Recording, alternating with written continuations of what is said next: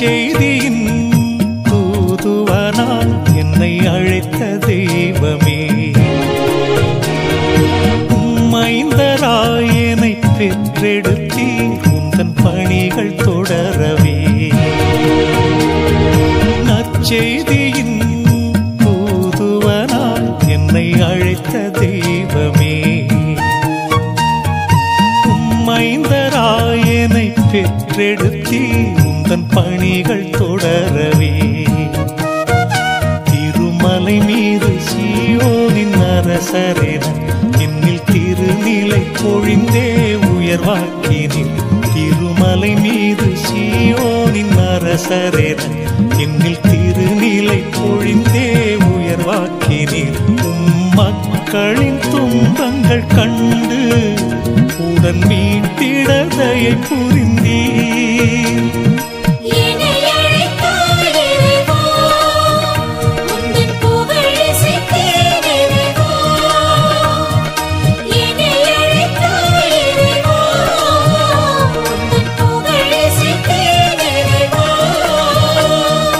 நற்செய்தியின் தூதுவனாய் என்னை அழைத்த தெய்வமே,